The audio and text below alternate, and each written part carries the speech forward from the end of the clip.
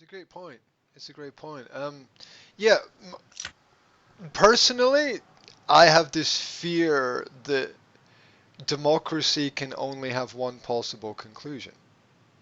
I think it can only possibly end in a disaster, um, because that's kind of what I've seen from my studies of history, that democracy it's a very slow car crash basically, um, but it's a car crash nonetheless. And then that calls into question what's the alternative, what's the solution, and I always come back to the individual person.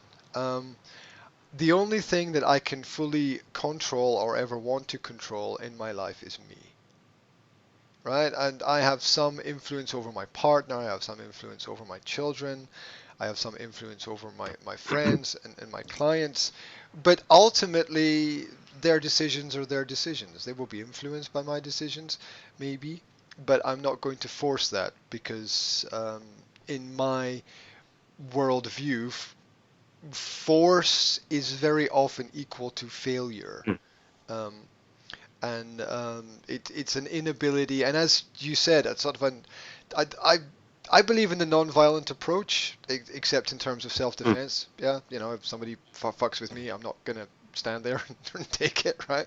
So, um, so I believe that the as a more intellectual society does use discourse, does use philosophy, does use language in an intellectual way, which of course is the frustration with the digital platforms banning people for just having an Yeah. opinion. Graham, can I just very quickly just ask you then, what, having said that, what do you think would be, is there a system, is there something that already exists, or is there something, a system that you could describe? Is there a name for it that you could say, no, that is a much more ideal system? I would love to say yes, and I'd love to have my own idea about it, but all I can do is reiterate what David Icke said in his last interview with Brian Rose, where he said that people have got to come to their own conclusions about what the best way is for everybody. And I think that I think partly it begins with, personally for me, it begins with not forcing people. Yeah, I really do believe that force equals failure a lot of the time. And let me give you a personal example of that. I'm a person who believes that I homeschool my kids, and I believe that the concept of homeschooling, if more people did it, that the world would maybe be a better place.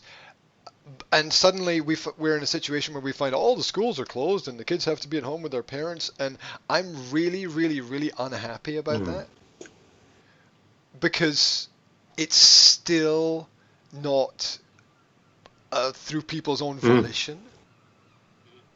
It's what I want, but it's been forced on people. So as a result, it's not what I Of want. course, of course. Because Yeah. so I still think that I think we have to keep this course, that this room for navigation open. And well, here's a personal realization that homeschooling is only semi-legal in 15 countries of the world. Now, as there are 200 countries in the world, that means that homeschooling is only semi-legal. Parents can only teach their own kids semi-legally in 7% of the Yeah. world.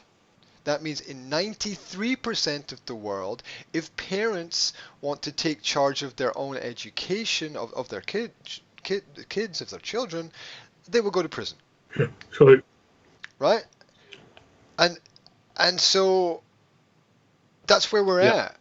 And so I would love a system where I can homeschool for 3 months of the year, send my kids to school for a month, give them the experience of something Mm. different, you select the school, you select the teacher, give them that experience, and then I'd like to be able to pull them out again when I feel that it's necessary. And so this idea that being channeled into only one possibility is negative as well. I mean, doing all and only homeschooling is potentially negative, as negative as